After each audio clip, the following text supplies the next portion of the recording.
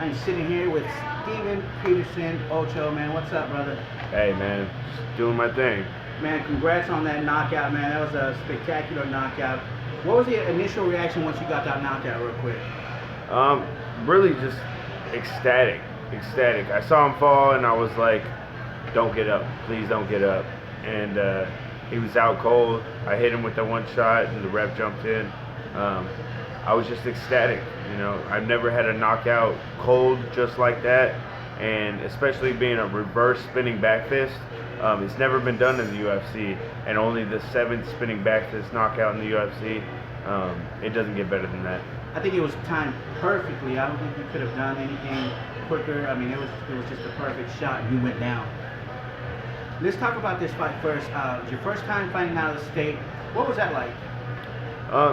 It was incredible. Mexico City was incredible. I never traveled out of the country. I fought in Vegas before, but overseas that's my goal. I want to represent the USA on the map. I want to fight in Japan. I want to fight in Korea. I want to fight in Russia. And what am I going to do? I don't want to fight an American overseas. I want to fight somebody from there. So it was incredible to enjoy the sights and just the culture of Mexico City. The Mexican fans were absolutely incredible. I gained so many fans, and just the respect. Before and after the fight, I had fans coming up to me for autographs, pictures. They just loved the fact that the UFC was there in their country. And yeah, it doesn't get better than that. I want to fight in Japan, I want to fight in Korea, and just gain these fans all over the world. And it's got to be an awesome feeling that you're being recognized, on another country. That's got to be great, man. You took your brother up there. What was that like? Man, we were just trying to enjoy the experience. The sights. We hiked up Pico de Aguila, which is the Eagles Peak in Mexico City, and it was the most incredible hike. I had my brother with us. We were eating at 5-star restaurants. It was the only place I could find pollo that would suit my diet. So it was just an incredible experience, and I just can't wait for more of it. What was the culture out there? We know Mexico. Mexico is a beautiful country, but there's some parts that are not. What was that like to see that, up close and personal? Even the lower class areas, the poverty level was it was incredible just to see that people setting up tents, selling fruit, selling just street tacos or juices or whatever they were selling. Even on the lowest level, you could experience the culture, and they had so much respect for what we do. They put us on a pedestal, and everybody took great care of me. I couldn't ask for a better time. I know Mexico is a beautiful country, but it also can be dangerous. Was there any precautions y'all had to take while being out there? Yeah, I was out there for a week before the UFC even got out there. So I was traveling the streets, walking the streets, having a good time, getting to know people. And there was this one point where we had a guy just following us. I think he was casing us and just checking us out, possibly looking to put a hit out, looking to rob us. And I recognized him, so I was with my brother and I was with one of my training partners, Fernie. And I immediately walked out into the street, and we just all separated, because I was like, if he wants to attack one of us, then the other two are gonna attack him. I had a knife on me. I felt very confident that we could handle any situation. As soon as he recognized that we knew he was following us, he dipped off into the alleyways, had no more issues after that. And I felt pretty comfortable in Mexico City. When the UFC got there, they issued a travel advisory. They were like, stay close to the hotel, and I'm like, I've been here for a week, I'm enjoying Mexico City. I'm gonna go back to the slums and get them cheap street tacos and enjoy my experience here. How did Fernie do out there with the translations? Fernie was my translation guy. He connected the dots. He wasn't out there for the first 3 days, so I had to learn a little bit of Spanish, just enough to get by.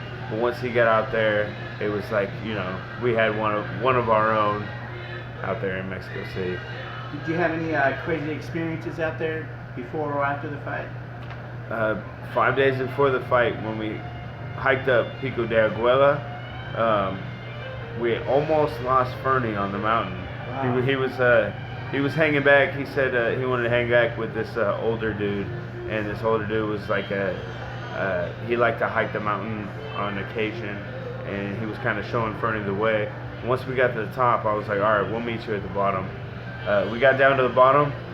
I set my timer. I was like, Fernie's on that slow shit, so we're gonna see how long it takes him to get down there. 30 minutes later, it's pitch black. Starts raining. Damn. Where's Fernie at? Starts screaming out in the woods. Nothing. Man, that's not nothing. good. Nothing. I bet it gets pitch black we out got there. we got no signal. We're high on the mountain. No Uber. No Wi-Fi. And they start closing down this little restaurant that we're at the bottom of the trail. And so we're just stuck out there. I'm like, damn, we're gonna sleep on this mountain. And it gets to like 45 minutes since we got down to the bottom. The rain stops. I go back out to the back, start screaming Fernie's name again, and I could finally start hearing him in the distance, just screaming. It's like, bro. And put my light on my phone. 10% battery. Ran out there. Finally found him on the trail. He's still with this old dude. We get back to the restaurant that we were at, bottom of the trail, and the old man's like, yeah, there's no signal here. We gotta hike to the bottom of the mountain. So we hike another hour, cutting through all the roads, and and this old man's just showing us the way. And yeah, about 8 p.m., 9 p.m., we finally found a place where we get a signal. We got an Uber, finally take us back to town, about a 30, 45 minute drive. And yeah, we didn't know if we were gonna make it off the mountain that night. It was a wild experience, and nothing compares. Man, that's crazy, man. You're on your second contract. You know, a lot of fighters don't get to make it to that. What's it like being in the UFC now? You know, being in your second contract. You know, now you got to get through that first one. You made it. You know, people like seeing you fight. Yeah, I feel like I'm a must-watch fighter in the UFC. Win or lose, I always put on a show. I'm an entertainer, and I always fight for the finish. So, you know, I feel like I'll be in the UFC for a long time coming, and this is just my second contract. My next one, I want an 8-fight contract. I want job security. I want to be around for a long time. I'm that guy that you can call me on 2 weeks' notice, and I'll show up. I'll fight anybody. I've never backed out of a fight. I've never turned down a fight. Every time I sign a contract, I showed up and fight. So, you know, I'm that guy. I'll be around for a long time, and I'm just looking for my third contract, and, you know, let's make it an 8-fight contract. You know, and you also train out there at Fortis, man. It's nothing but killers out there, man. I mean, you got up-and-coming guys. You got guys in the UFC. I mean, y'all have so much experience. Now you're getting fighters coming and joining your camp. Why do you believe that is? I think it's all the hard work. You know, most people can't find people that want it on that level all in the same place. You know, they go to a gym and the coach wants it more than the students. And at our gym, the fighters want it just as much as coach wants it. And we all push each other. Coach Safe pushes us to our limits. And each fighter, we all want to go to the highest level. We expect to go to the highest level. We expect to win that world championship. And when you get so many of those guys in the same room, it's palpable. Everybody wants to be a part of it, and everybody, you know, just wants to shine in that environment. No doubt out there, Coach Safe, he knows what he's doing. I mean, he's showing us success through y'all. I mean, it seems like you're in a different country every other weekend. Either your teammate, your coach, whether it's you fighting. What's it feel like to be part of something like that, of a group like that? Let's say an elite group. Yeah, to be part of this group is like we're building a dynasty here. We're gonna be remembered for what we do for the rest of our lives. But the time is now. The time is now. We got to make the most of it. You know, we could look back and be like, look at all we accomplished, but that doesn't matter unless we accomplish our goals.